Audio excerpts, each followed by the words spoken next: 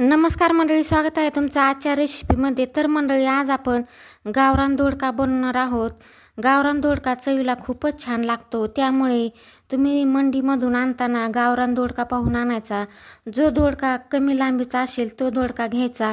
कमी लांबीचा दोडका हा गावरान असतो आणि चवीलासुद्धा खूप छान असा लागतो. तरी ते गावरान दोडक्याच्या मी अशा प्रकारे शिरा काढून घेतलेल्या आहेत. चाकूच्या मदतीने सगळ्या दोडक्याच्या शिरा आपल्याला अशा प्रकारे काढून घ्यायच्या आहेत आणि दोडक्याचे दोन्ही बाजू आपल्याला कट करून घ्यायच्या आहेत.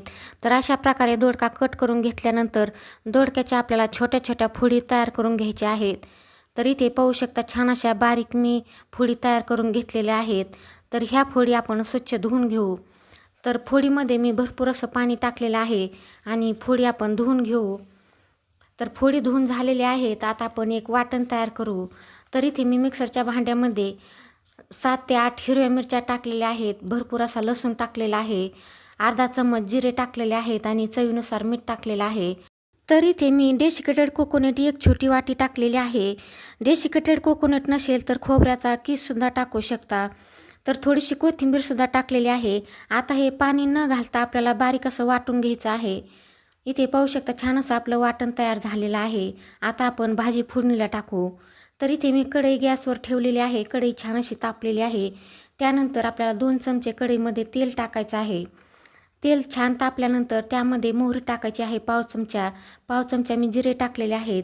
मोहरी आणि जिरे छान तडतडल्यानंतर त्यामध्ये कढीपत्ता टाकलेला आहे. त्यानंतर मिक्सरच्या भांड्यामध्ये वाटण काढलेलं ते आपल्याला टाकायचं आहे. तर इथे अर्धा चमचा मी कांदा लसूण मसाला आणि पाव चमचा हळद तीसुद्धा टाकलेली आहे. तर आता हे वाटण आपण 1 मिनिटभर परतून घेऊ. वाटण छान असं परतून झालं की लगेचच आपल्याला त्यामध्ये दोडका टाकायचा आहे. दोडका कट करताना अशा प्रकारे छान अशा पातळ फोडी तयार करायच्या आहेत. तर इथे दोडका छान असा परतून झाला की आपल्याला भिजवलेली मुगाची डाळ टाकायची आहे. जर तुमच्याकडे मुगाची डाळ नसेल तर इथे तुम्ही हरभऱ्याची डाळसुद्धा भिजवून टाकू शकता, किंवा हरभऱ्याची नसेल तर तुम्ही मटकीची डाळसुद्धा इथे भिजवून टाकू शकता. तर अर्ध्या तासासाठी मी ही डाळ भिजवून घेतलेली होती. आता यावर झाकण ठेवून 2 मिनटं दोडका वाफवून घेऊ. तर 2 मिनटानंतर झाकण काढून दोडका आपल्याला परतून घ्यायचा आहे आणि थोडासा परतून झाला की लगेच आपल्याला यामध्ये थोडंसं पाणी टाकायचं आहे. तर इथे थोडंसं पाणी मी टाकलेलं आहे. पाणी टाकल्यामुळे आपली छान अशी डाळ शिजली जाईल आणि दोडकासुद्धा शिजला जाईल. तर हा दोडका मी सुका बनवत आहे, त्यामुळे इथे दोडका शिजवण्यापुरतंच आपल्याला पाणी टाकायचं आहे आणि झाकण ठेवून 3 ते 4 मिनटं पाणी आटेपर्यंत हा दोडका आपल्याला शिजून घ्यायचा आहे. तर मध्ये मी एकदा झाकण उघडून थोडासा दोडका परतून घेतला आणि पुन्हा यावरती झाकण आपल्याला ठेवायचं आहे. दोडका इथे परतून झाला की यामध्ये आपल्याला भाजलेल्या शेंगदाण्याचा जाडसर कूट टाकायचा आहे. तर इथे पाहू शकता, अर्धी वाटी मी जाडसर शेंगदाण्याचा कूट टाकलेला आहे. कूट टाकल्यानंतर छान असं मिक्स करून घेऊ.